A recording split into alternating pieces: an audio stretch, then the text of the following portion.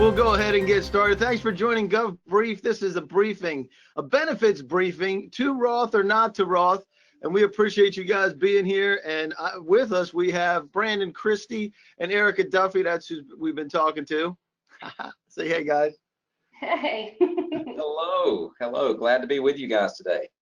Yeah, it's fantastic. We want to welcome everybody that's here. We have so many folks that are coming here from multiple agencies all throughout the federal government, and we want to welcome you. We also want to thank you for your service, because it is amazing what we see the federal employees do, and we just want to thank you for what you do, and welcome you here to this briefing. Real quick, some of the controls here for this briefing. You can make us larger or smaller if you like to. There's a little bar, maybe on the bottom, maybe on the top, or maybe on the side, but you can grab that bar and you can make us larger. Or if you don't like my snowman tie for today, you can make us disappear altogether. You can open up that panel on the right-hand side, and there are handouts that are there ready for you that you can download, print out, save, so that you have records of this, the presentation as well. And that includes a quick reference sheet with links to all the references from this presentation, as well as the presentation itself. There's a couple of overview documents for Roth IRA versus Roth TSP, and a smart money list. So, and that's actually included in the presentation as well. So you may want to download those and have those. If you would like to communicate with anybody here, raise your hand. You got that little raise your hand doodah thing on the right-hand side.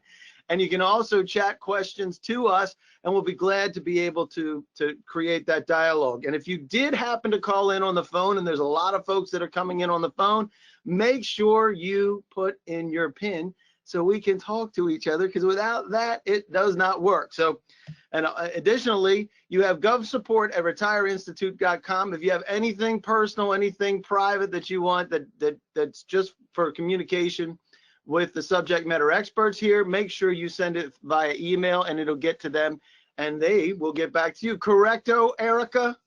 Correcto. Correcto. Fantastic.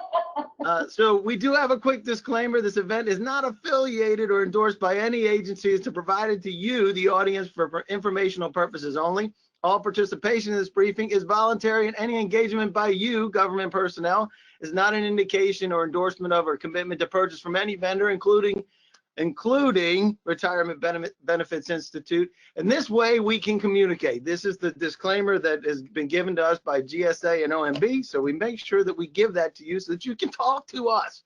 So tell us what we're going to be talking about today, Miss Erica. What are we talking about? We're going to talk about a lot today, so get ready to ask a lot of questions. We're going to cover the difference between traditional TSP and Roth TSP. We're also going to help you understand how Roth TSP can affect your federal retirement, withdrawal strategies that can improve your retirement planning, and how to avoid TSP withdrawal pitfalls. All very important. Fantastic. That's exactly why we're here, and I'm checking on other things. So we do want to know why you're here today. We are here to help you figure out what you're doing in the retirement side of things. So tell us, why are you a brand new federal employee and you're just checking out what's happening about your benefits, making sure that you can get to your benefits? Do you want to know the difference between your TSP contribution options? I want to maximize my contributions. I think everybody should pick. You can pick as many as you want, by the way. I want to make sure I have enough money when I retire, of course. So you can pick as many as you like, but let us know why you decided to join us today, because we want to make sure we are hitting exactly what you want to talk about. Right, Mr. Brandon? That is it. That's it. We need to know who we're talking to. That'd be great. That's right. And we'll get this in just a few minutes. Not a whole lot of new folks, but that's great for the 13% that are in there so far. And by the way, polls are painless, so you don't have to worry about it. So go ahead and let us know what you're thinking. And we'll give you another 5, 4, 3, 2, 1, and boom. So let's see what it is. Okay, we got 13% that are new employees. Fantastic. Welcome aboard, right, guys? Congratulations. Yeah, that's right. And a lot of folks want to know the difference, and that's exactly why we're here. So maximizing your contributions, obviously very important, and having enough money when you retire. I think everybody's interested in that. So thank you very much for that. And we'll go right on to the next thing, which is tell us about what we're talking about here. Mr. Brandon, give us an overview.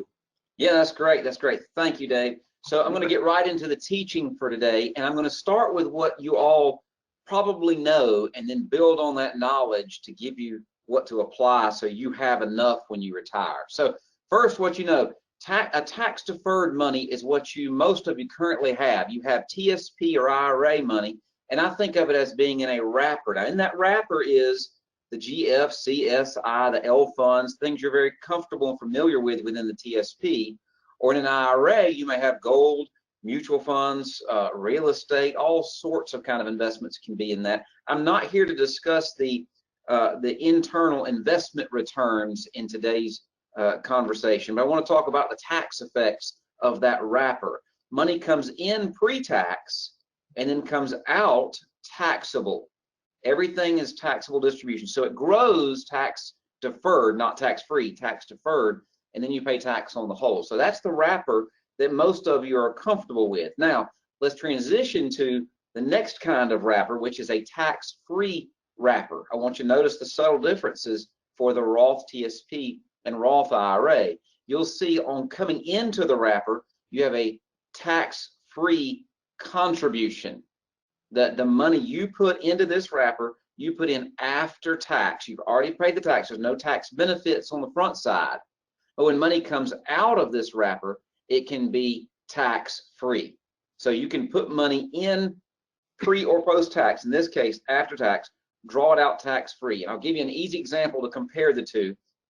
Imagine farming for a moment. You plant one kernel of corn in the ground. 90 days later, you pull a cob off of a stalk of corn and there's some 800 kernels. And so if you pay tax on the seed, that's that Roth IRA. You pay tax on the seed, none on the harvest. The traditional TSP or IRA is where you wait to pay tax on the harvest, no tax on the seed, all on the harvest. What we typically find is when I put it in that example, I'd much rather pay tax on that little bit in the form of a Roth and not pay tax on that whole harvest of 800 kernels. Does that make sense, Dave? Is that okay? That is fantastic. I've never heard that example. What a great example, folks. So you guys know I am not a numbers guru or anything like that. So that is a great way to get an understanding of how these things work. So the question is, what have you contributed to date? Have you contributed to the pre-tax model, the post-tax model, or have you done a little bit of both? So it's traditional TSP, Roth TSP, or both traditional and Roth TSP. So which ones have you guys done? So we get an idea of who we're talking about. And we had a guess earlier, Yeah. which you said. So we're not gonna tell you what we talked about, but there was a 80-20 rule or something to one way or the other, right? Right, Brandon? That's right. That's right. My estimate is that about 80%. Don't tell them yet. Don't tell them. You don't want to make. That's right. That's don't right. tell them. I'll tell you this, Dave, while they're filling this in. The example of corn. I'm in Georgia, right? If you can't tell by my accent by now. I figured you from New York all the way. Yeah. So, there's a fair amount of farming when you get south of Atlanta, and so I'm in the middle of Georgia, not far out of Atlanta, but farming makes sense to me. I enjoy that concept. So that example does seem to help, I think. So that is awesome. Great example. So another 5, 4, 3, 2, 1, and boom. So let's see it. Now you said 80-20 would have. Wow. Is it traditional? Look at that. Wow. To have half the people on the call that are participating in Roth in some form or fashion, that is amazing. That's great. That's amazing, right? That's impressive. Thank you very much for that. And so that's why I love these briefings, is you never know where people are going to be and what they need, right? So let's talk about some of the funding limitations, because that's where we start to get into how these function. And I can tell you, I do not know anything about this. So Brandon, please tell us how this stuff works. Yeah, that's great. That's great. So most of us understand, at least have heard of a Roth IRA. And so I put the Roth IRA limits for you to view. It's $6,000 or $7,000 if you're 50 or older, that you can contribute to a Roth IRA. This is apart from the government. This would be in your own funds. But you can't do that if your income crosses the threshold you see on the screen, $203,000 for married. So a Roth IRA, same thing. You put money in after tax, so you don't get a break on your tax return. but it grows tax-free. And I'll walk through some of those fine points here in just a moment.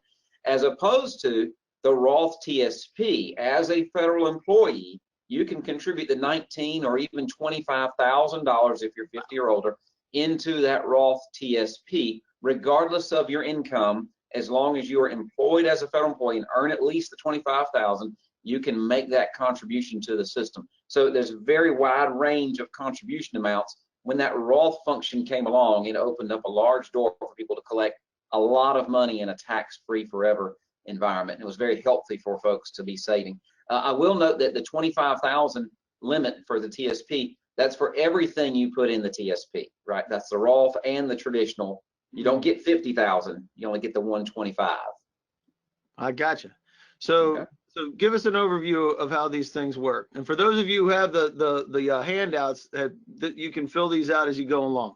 Yeah, that's great. That's great. So you like the idea of Roth, and maybe you want to do more, but you cannot convert your existing TSP dollars in the TSP to a Roth TSP. If you wanted to move your TSP to Roth, you have to pull it from the TSP.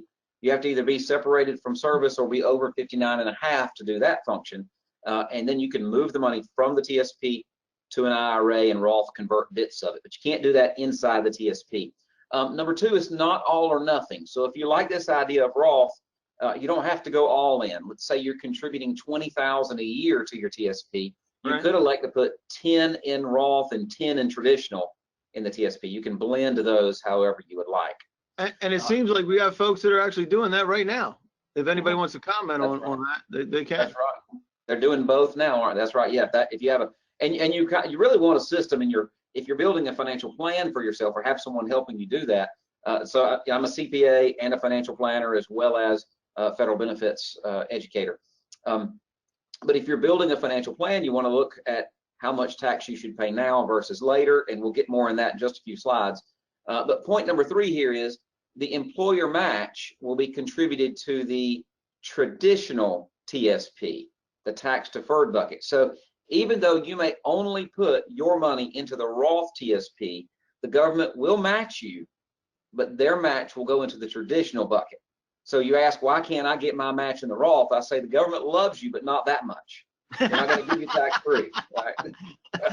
They're going to still collect their tax money one day on that contribution they're making. So, and then lastly, a Roth TSP, there are still required minimum distributions at 70 and a half.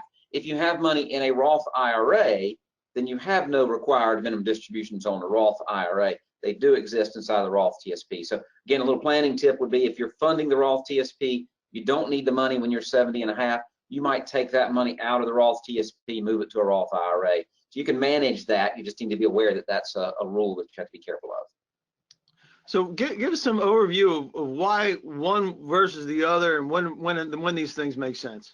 Okay, so beautiful things about the Roth IRA. Number one, you'll see my nice little bullet points here, the advantages of the Roth IRA over the Roth TSP. First one is the same for both. You pay taxes on the contributions, allowing for tax-free growth. Second, there are no taxes or penalty on growth when you've held the account for at least 5 years and you're 59 and a half. When you cross those two thresholds, all the gain, the whole cob on that kernel, on that corn is free of taxation. Not just the earnings, not just the principal, everything is. So I love that point. That's what makes the Roth really pop when you look at it. Yeah. The next point. That would be popcorn. Pop, yes. I thought the same thing. You walked right into that one, Brandon. I'm sorry, man. Well said. I like this next one. It's full access to your basis immediately. I want to build this one out for a second because this is critical that you would do this versus the Roth TSP.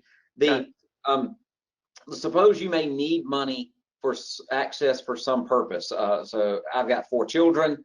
I don't know how this happened, but between that, what if they need a car or go to college? I want to help fund that. Well, if I have money in my employer program, right, then I can't access that money with the exception of a loan or a hardship withdrawal. If I have money in Roth IRA, I can access my basis for any purpose, anytime. And the word basis means the money I put in. So let's say my wife and I put in, pick a number, $10,000 a year for 10 years in the past, and I've got $100,000 of basis, although the account may be worth 150,000, I can get that 100 for any reason, anytime, any purpose, no tax, no questions. So it's a beautiful safety net to have while you're still saving for retirement, but you're also saving for those like college expenses for kids or some other emergency expense. I love the Roth IRA for that niche in particular. And there's no required minimum distributions at 70 and a half for that group. Okay. Super. You can also, I mentioned this just in brief, let's go through a couple of details. Convert existing IRA dollars to Roth. If you'd rather pay the tax now and not pay it later, then you can do that. And the conversion, you have to pay the taxes, obviously by the tax date that is due. And there's pro rata rules, a little beyond the scope of this conversation, but there's some fine points you want to make sure you get right before you pull a Roth conversion. Again, why would people do that? Because they don't want to pay tax on the growth of that money over 10, 20, 30 years. So that's the power of that Roth. That's super. And Erica, you're going to mention that you have a couple of different videos that they can take a look at for more information on this, right? Yes, I was just thinking about that, actually making a note so I wouldn't forget to say, but we have a channel on YouTube, Retirement Benefits Institute, and actually we just posted a video on required minimum distributions, and that's actually a really difficult subject. So if you think you want to learn a little bit more about that, visit YouTube, Retirement Benefits Institute. It's the first video right there. We just posted it, and if you subscribe, there's all kinds of videos, TSP, IRA, Roth IRA, just like we're talking about here, to go back and refresh, because this is a lot in just a short amount of time. It is that, and yeah, please go check out those videos if you need some more information on each one of those. Let's talk about the tax rates. I think this is an interesting perspective that you have here, Brandon. Yeah, so here's a great chart of history of the top marginal tax rates in our country over a long period of time, going back about 100 years, if you will. And if you'll notice, back in the 50s, you see that rate, yes, that's above 90%. So quick story, there was this actor, and he would make 2 movies a year. He made $100,000 a movie, and he only made 2 movies because some people said he wasn't that good of an actor. I don't know. But but everything over 200,000 was taxed at 94% federal tax. By the way, he was in California where there was a 6% tax in California. So he didn't like that. So he decided to do something about that. He actually got involved in politics. And if anybody want to guess who that actor was that got involved in politics, yes, you probably thought of him by now, Ronald Reagan. That's right. Was the guy, right? And if you'll notice in the 80s, even you see that steady decline in that top marginal bracket. So I'm not here to be political at any stretch. I'm just talking through history with you. But you see rates, the point of this slide is to comment that rates are historically much lower than they were years ago. And what do we think may happen with rates in the future? I don't know.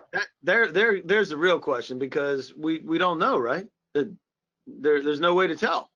Yep, yeah. It appears based on history, taxes are on sale by now at the low rate of 22 cents on the dollar, right? And so maybe tax deferral becomes a bit of a problem. Are you really going to pay less taxes later?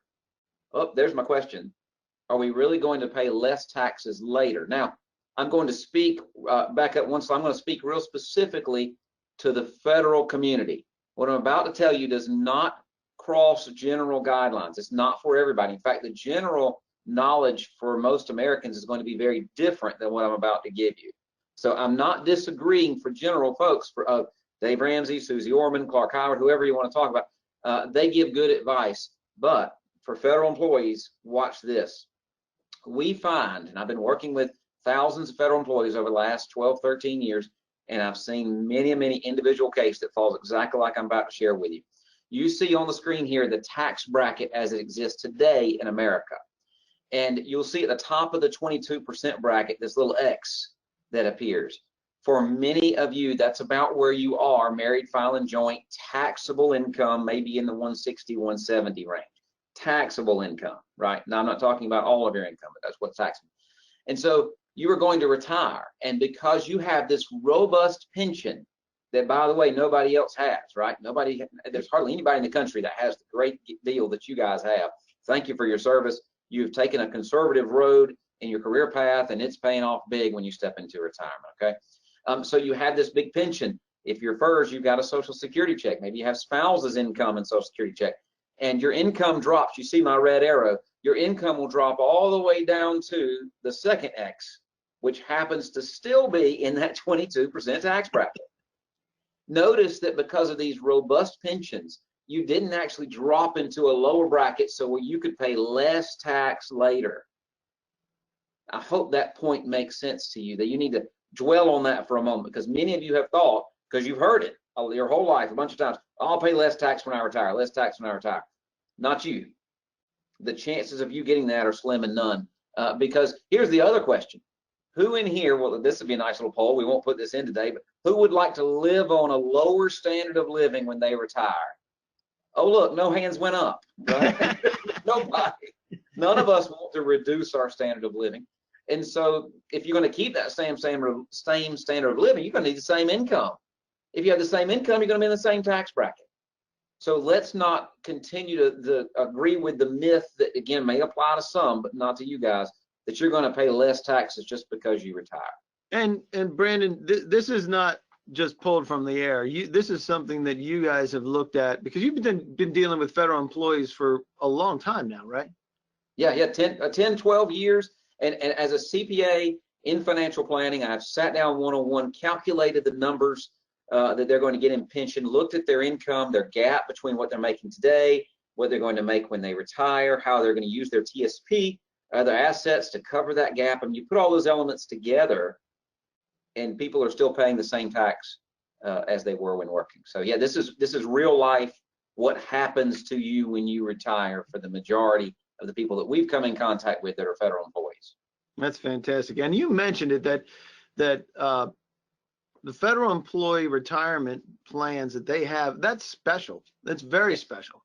And they're in a really good place to be able to build their wealth and afford to not have to adjust their standard of living when they retire. That's a beautiful thing, isn't it? Yes, it is. It's rare. It's rare. It's awesome. So let's talk about, now we talk about on the back end, let's talk about the front end here. Yeah, that's right. That's right. You gotta be careful, because there's a hit here that happens, right? If you like what you hear and you go, oh, I think I'll switch all of my savings to the Roth TSP. Well, when you do that, this example here shows what would actually happen. An $80,000 a year salary, there's your gross pay per month. If you're contributing $600 a pay period, notice what happens in the first column. You're right now, because you're deferring tax, your tax bill is that $370. When you pay the tax and save Roth, now your tax bill went up to $495. You pay more tax now in exchange for not having that tax embedded in your TSP. Because remember, if you have a traditional TSP, here we go, I'm in Georgia, you're gonna love this. That money is not your money, it is y'all's money. Okay? You and the government, y'all, that's an official word to make sure this point is brought home. You and your favorite relative, Uncle Sam, are jointly owning your TSP, right? So if you want to pay him out early, you got to pay now versus paying later, okay? So if you won't, may not remember anything else, but you're going to walk around saying the word y'all for the rest of the day. That'll be great. But you'll see at the bottom, then your net pay actually goes down if you continue to save the same amount of money. So be careful that you calculate that cost. If you change everything over to Roth, you know how much you're going to have to live on every pay period. So for y'all, right? I'll translate for that for the Northerners. It's yous guys. You guys. Yous guys, use Uncle Sam, and if it's Baltimore, it's Uncle Sam Hun. It's Uncle Sam Hun. Anyway. Yeah, it is. That's a very specific market, but those around here in DC, northern DC, they may know that those terminologies from the folks coming from Baltimore. Anyway, wow, correct. I don't know how we got there. That was my fault. But just know what I think is interesting is the way that you lay this out. And there, if you listen to other financial planners, I've heard this too with Dave Ramsey, you mentioned him, is that if you're going to take a hit, consider that when you're at your next promotion or your next pay increase, because then it doesn't appear to hit you so hard. Would you say that that's a good idea? Yeah, I'll give you two practical applications. You gave me the first one, right? Yeah, wait till your next pay raise and you won't even notice that money gone. The other, you could reduce the amount that you're actually contributing. Instead of a $600 per pay period contribution, make it $500, but all Roth. At the end of the day, your net pay would stay the same, and now you're building money that's all yours in that Roth TSP. Oh no, but I really want $1 million by the time I retire. And again, I'll go back. Do you want it to be your million or y'all's million? And so, I may sell for 800,000 all mine versus $1 million that I have to share with the government, right? And so you don't have to save as many dollars if you don't have the tax embedded in them. And I'll give you, in retirement, there's two main enemies. To answer that question that many of you had at the beginning, how much will I have enough? Well, the two main enemies in retirement are taxes and inflation, right? You can't control either of those. That's a fact. To get there, right? But we can control some of that now. We can't, well, inflation we can't control. Investments help control some of the inflation risk, but taxes you can't control. So the Roth is very appealing in that, hey, at least I can get out of the tax worry game and know that I have enough without having to deal with the tax adjustments. So, by the way, how much debt are we in now as a country, Dave? What's the latest number, Erica? 22 trillion or something. 20, what is that number? What does that mean? 22 trillion. It's a big number. I just had to write a check for that last week, and it hit my account a little bit, but Yeah, well, and historically, there are two ways out of debt. In our country's past, we've done two things to get out. Guess what those two ways out of debt are? Taxes and inflation. And that's how we conquered debt in the past, which are your two enemies in retirement, right? So again, today we're trying to face at least the one enemy. So let's move on, Dave. That's enough there. I'm good. Yep. So I want to build for you who you want to be, where you want to be when you retire. Yeah, this is a handout. Thank you, Erica. That's right. This is a handout. So the best kind of money class, the best kind of money you can have would be, you ready? Free money. My favorite four-letter word right there. Free money. And for this particular crowd, we're going to talk about OPM. OPM stands for other people's money. Right? Not Office of Personnel Management? Not to be confused with the other. That's right. Today, it's other people's money, OPM. That's obviously making sure that you get your 5% match and you collect that free money. So the second best kind of money is generally tax-free money. Now, those are my two favorite words together. When you put tax and free together, it just blends so beautifully. Yeah, that's good. That's a 7-letter word.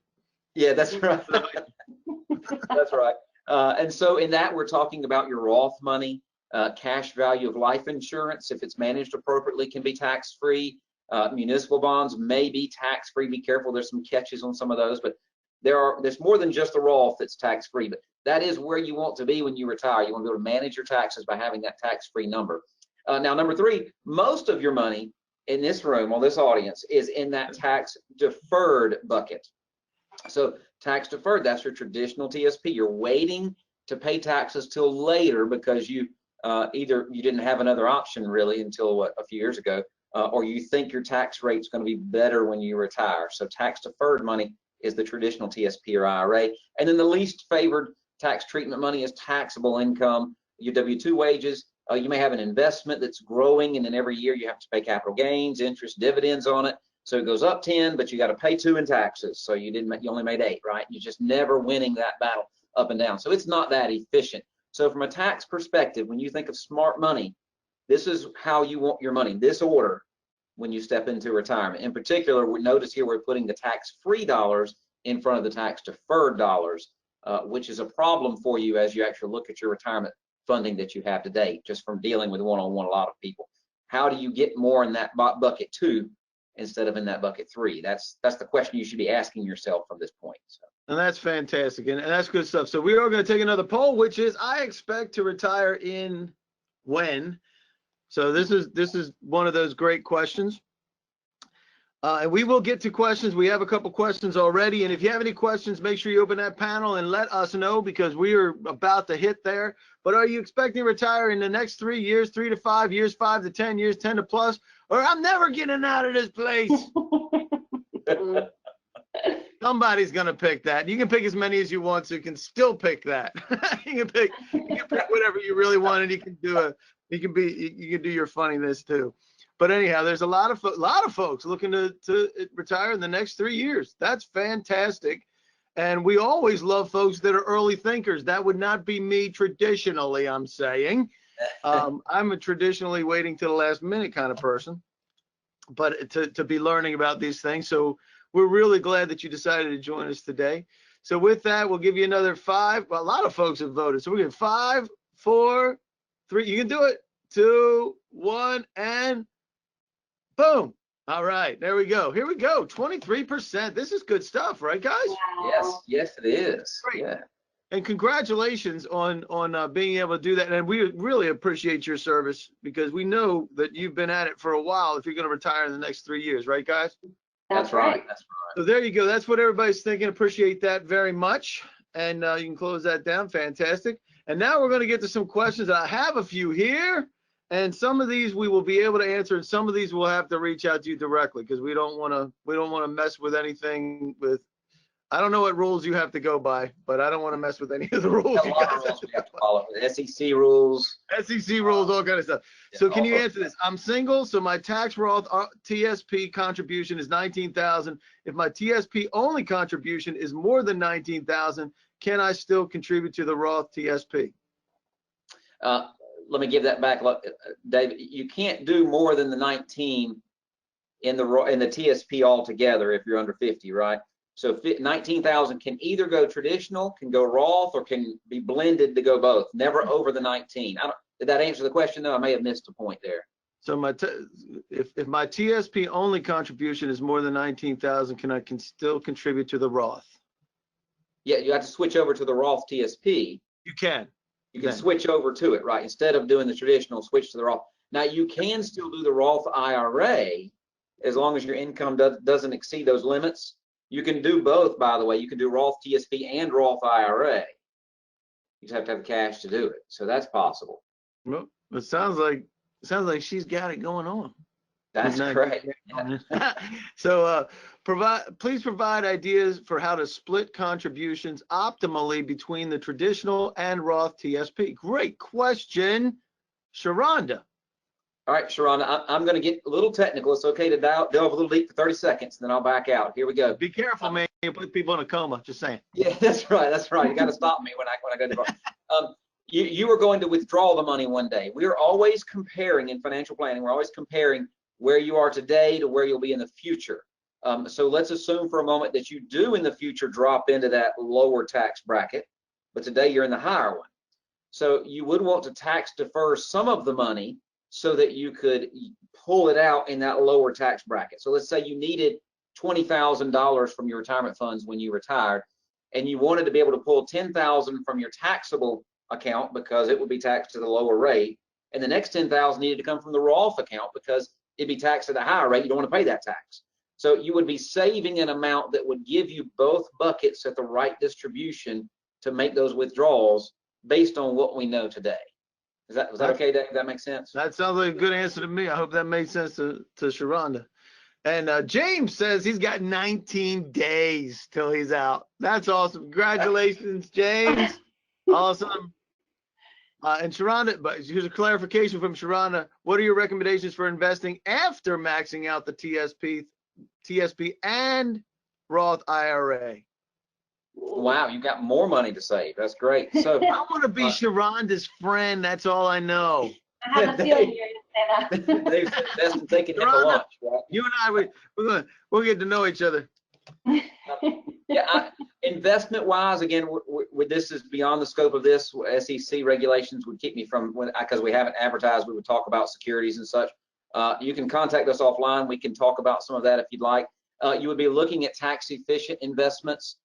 You might look at, depending on your income and your risk level, the cash value of life insurance or municipal bonds were the other tax-free elements that I talked about. You need to consider those. But be careful if you are a very aggressive investor, they may not have a high enough return for what you're trying to accomplish. So that's about as far as I can go in this, but keep saving. And remember, at some point, you want to have enough. You want to say, I've saved what I need to save to do what I need to do in retirement, and I'm done saving. That's a weird moment, I know, but wouldn't that be great to be able to say, hey, I'm done. Stick a fork in me. I've saved what I need to say. That would be when I'm sitting on a boat. All right. So Jay Dean says, thank you. That answered the question. Fantastic. From Julie, in general, is Roth a better option than traditional for those brand new to their career, recent college graduates? Very nice. If they expect their salary to grow substantially in the next 35 years. That is a winning question, Julie. Yes, yes. To grow, imagine, so by the way, I talked about that that corn, that 1 kernel of corn or 800 kernels, which one would you rather pay tax on? For Julie, because we're such a long time horizon, a quick story, there is some kind of bamboo tree in Japan where it stays about yay tall for about 30 years. You water it, you take care of it, and in like the 31st year or something, it grows 200 feet. I mean, it's just crazy the way that works. So that's Julie on Roth. You know, if you just put those little bitty seeds in the ground now, and you've got that 30-year time horizon, that tax-free blossoming down the road will be tremendous for you in your retirement. It's an easy carry now, and it'll be a great benefit long term. That's fantastic. And I think that anybody from the USDA would be very impressed with your presentation. Just gotta say. I'd like to tag on to that, Julie. You know, there's a lot of words going around, time horizon, and who are you as an investor, and these are all things to really get comfortable with about who you are. Again, YouTube, we do have several videos on investing and who you are as an investor, and you know what's good for you if you're younger and getting ready to retire. So those might be some videos to check out sometime today, and just kind of look through those and see if that helps answer even more what you're looking for. So here's a great question, because Kathleen is a lot more like me. If you need access to your dollars and if you're less than 5 years in the Roth, but you're 59.5 years old, can you access it? The basis, you can have all that back anytime, regardless of how old you are. We're talking about Roth IRA at this point. Did she comment? Well, we're going to assume Roth IRA. You have less than 5 years in the Roth, but they have less than 5 years in the Roth, but you're 59.5 years old. So you can have all that basis in a Roth IRA, no strings attached. I mean, I'm 44, right? I can have all that now myself in my situation. 59, I don't care how old you are. If you put it in after tax, you can have it back. There's no tax penalty. The gains, to get all those tax-free, you need to have both 5-year holding period from the time you started your Roth IRA and it'd be 59.5, so there's no tax and no penalty on the withdrawal of gain. But remember, your basis comes out first. So if you let's say again, you put in $10,000, it grew to 15,000, you took out 9,000. That 9 would be tax-free because it would be basis, so you wouldn't have to pay tax or penalty on that, regardless of age. So cool. I got 2 more real quick questions. There's a calculator spreadsheet that helps identify whether an individual is better off investing in regular TSP or Roth. We do that on the financial planning side of the house, and we really have to build in so many elements that it's an expensive program that we run to make that happen. Any spreadsheet may not build in taxes, inflation rates, growth rates on investments, Monte Carlo simulations. So there are some cheap, easy, free stuff online. I worry about the things that's not included in that because it's not really a financial plan. It's just a number in a vacuum, if you will. Yeah. So be careful. It's a guess. Okay. One more, and then we do have others. We'll have to get those offline because we're running out of time. But I'm 23 years old from retirement, and does a 50-50 split between Roth and traditional make sense, at least at the top level? Is it close to making sense? Yeah, if you start there, that'd be great. You need to build your plan out. Will your pension and half of that money going into the traditional TSP, will that summation long-term keep you in that 12% bracket so you can pull out of the Roth TSP tax-free before you go into the next bracket? That's the question. I could throw out a general number, maybe $500,000 at retirement. If you're going to retire a long time from now, not the people that are within the 3 years, but long-term, if you had $500,000 in that traditional bucket, then you might could pull that out and stay in a lower tax bracket, maybe. But the other $500,000, if you're going to have $1 million when you retire, you might want that Roth.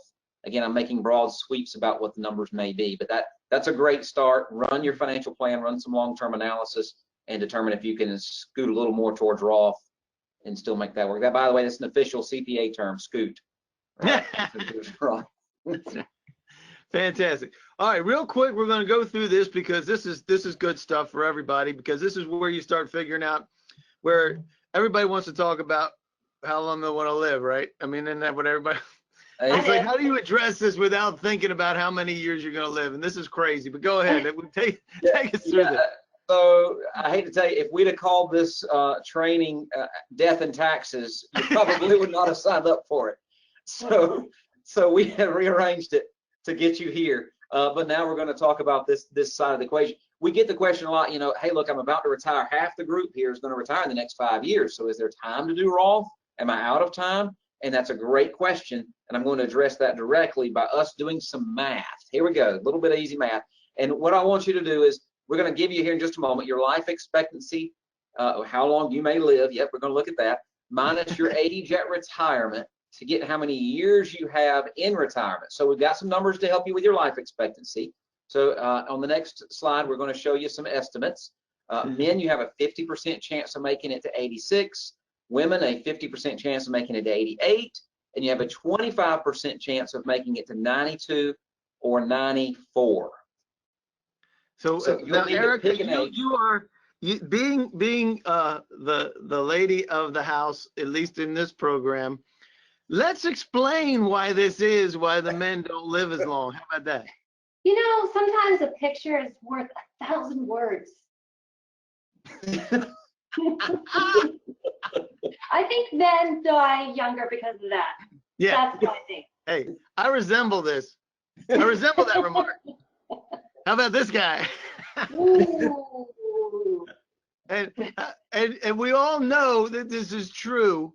We all know it's true. We may not want to admit it, but we know that it's true. So with that in mind, taking that into the case, so life expectancy, how many years of retirement?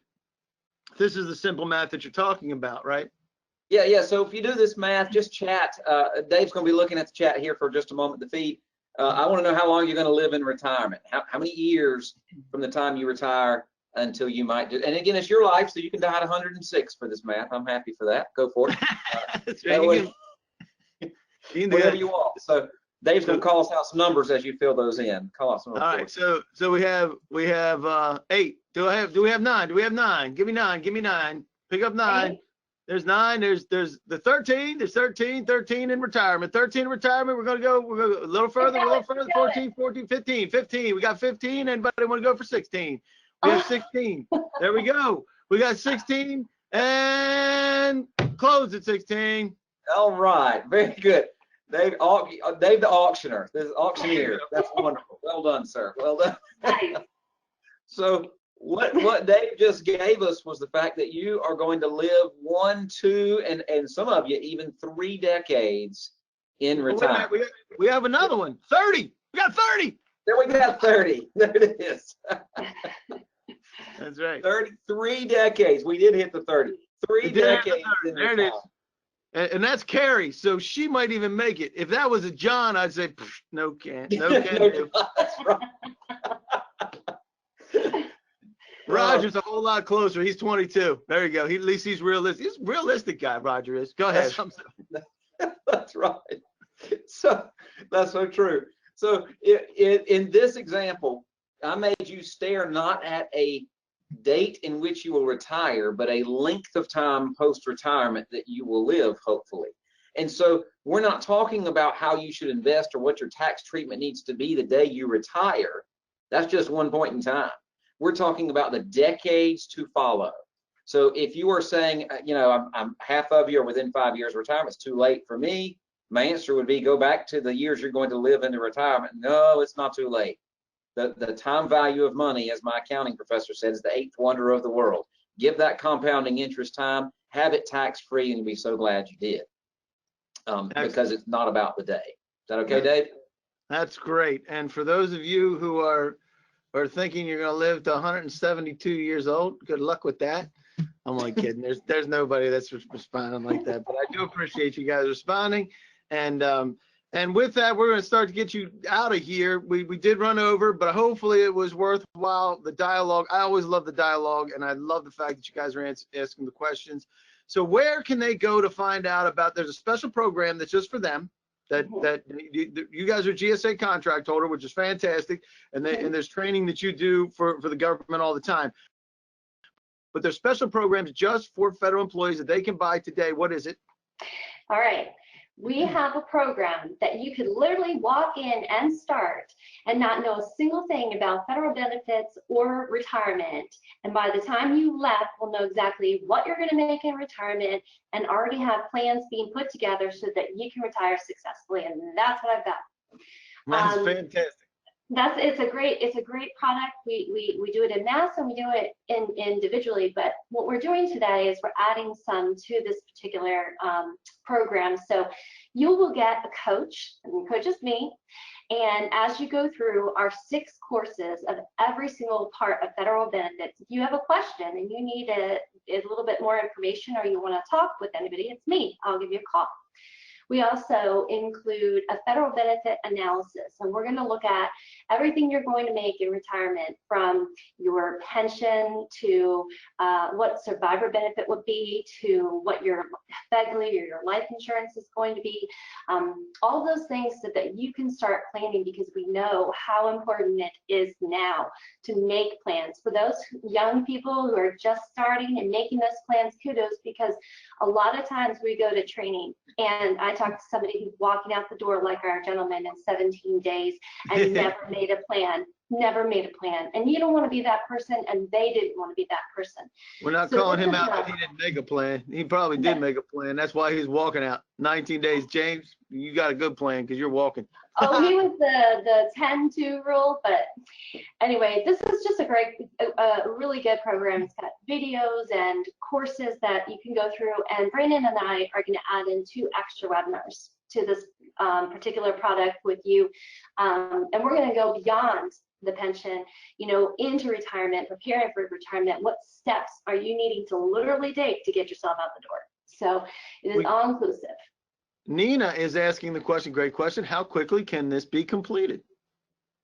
Great question. You have a whole year. That is a good question. You have a whole year to go through it, but you could literally go through it in, a month or less than a month. You can do the courses in any order. They're not contingent upon the other. So if you're in course 1 and now taxes is more interesting and you want to learn about that, you can switch through. And the analysis that's included, it has a one-on-one consultation. You can start with that. So it's all up to how quickly you want to go through the material, and you have access for the whole year. And Dave, cool? We built the training off of our 8-hour training event that's on the GSA schedule. So it's equivalent to about 8 hours worth of learning all in. And now it's smashed into 8 hours. That'd be busy. And the cool thing is, nowadays, being the way that you can do it now is you can learn at your own pace. And if you got to make dinner, you got to go pick up the kids, whatever it happens to be, you can stop and you start again, and you don't have to be someplace just right then. So it's also really nice because spouses can participate with you as well. You get married and then the budget is joint, and you can't buy as many shoes as you thought you wanted to anymore. And so they need to understand the ins and outs, because federal retirement is completely different than any other retirement. So it's really nice to share that with the spouse too. And and I'm going to be talking with Sharonda, because we're going to be good friends after this. I'll tell you that. Oh, sure. I'll tell you, Dave, I'll give you one last. People that go through our training, our knowledge base, and get that, what you're looking for is preparedness or readiness to retire. And you want to exchange your confusion for clarity. And that's not going to happen naturally. You've got to do these things to get yourself to the point where you have clarity on when you can retire, so that you are ready. And you want peace when you step out the door. You don't want to have fear or worry. You want peace. And we can help you get those things that you need to have a successful retirement step, whether it be 3 years or 10 years from now. You can start here. Yep. And I think this is nice too. Just one last thing, you don't, you go into a training, and we've all been in trainings, and you're learning something, you just quite aren't getting something, but you really don't want to be the person asking the question. It's very nice to do this privately. I am certainly not an intimidating person, I hope. And so asking me questions should be very easy. So it's nice to kind of learn at your own pace, like you said, and get those questions answered directly so that you can, because sometimes you just don't even know where to start. And that's what's so great. Good word on that piece. Good word on having a good place to start. These are the references to make everything SEC compliant, and it's all included in your information. And okay, I got one last poll. What would you like? And we got to get you out of here because we're actually running behind. But a good information all the way around. You would like to get started with your personal training. Fantastic. You can click that, and we'll make sure that you have the link if you don't have it already. More information on the personal training program, more information on other retirement options, or you have a specific question, please contact me. And that is where we're going to get there. We'll get a couple of last final questions while people are filling this out so we can do this. Barbara says, can you talk about if it makes sense to convert from TSP to Roth IRA after 59 and a half? Great question. You want to hit that for about 20 seconds?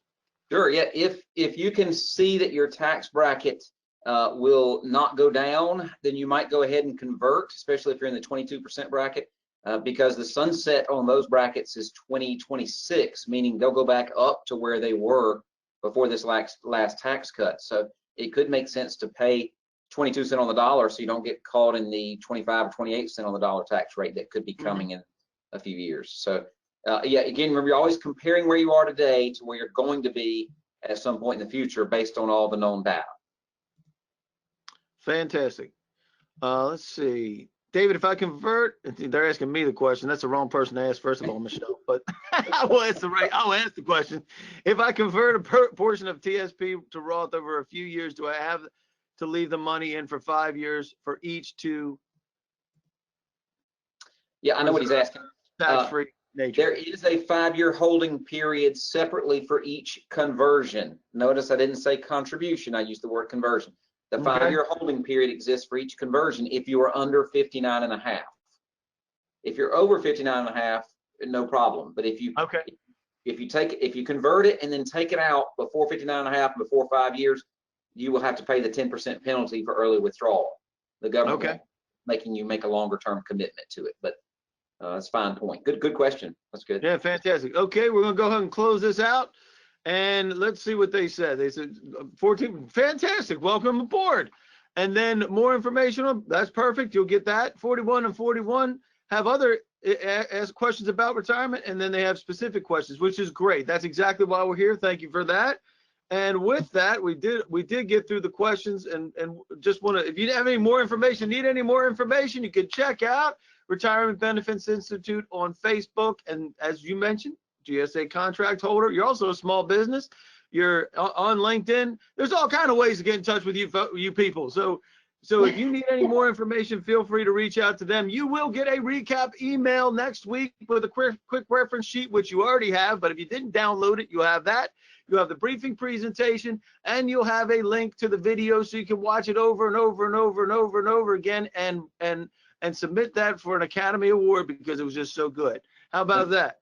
And with that, we are going to say happy holidays to everybody. I couldn't resist. So we got everybody dressed up, but happy holidays. And we know this is a great time of year. And it's also a challenging time of year for some folks, but we're really glad that you decided to join us today. And you will get a link to that. That's the link to your special program. Is only available to you as a federal employee, and it's only available to you because you were here, because it's not out for everybody. And it's retireinstitute.com/RBI select-2019. Go check it out. Go get it. If you haven't, for all of you said you're ready to go, go. That's the link, and we'll also send that to you as well. But we do want to wish you a happy holidays. You guys want parting words for everybody? Yeah, I'll tell you one last thing. I did see while we were on this podcast, conversation, there was a stock tip that you need to get. So if you have your pen and paper, you hadn't checked out, you're the last few to get it. There is a merger coming between YouTube, Facebook, what was it? Hold on. And Twitter. YouTube, Facebook, and Twitter are going to merge. And so you want to get in on that at the ground floor. The new company is going to be called You Twitface. I knew there was a setup coming there. That's my parting words. That's all I have. We're glad you joined. Hey, if you remember nothing else, the last people that are here, you get to go home with that. Yeah, Enjoy. you twitch face. All right. I'm done. That's all I have. Thank you. All right. What you got, Erica? You got anything else? No, but I do hope to talk with some of you soon and get those questions answered. Merry Christmas and happy holidays. Yep. And you will get those. You will get those done. Merry Christmas, happy holidays, everybody. Enjoy those holidays, and we'll see you in the new year. Thank you very much from GovBrief. We'll see you guys.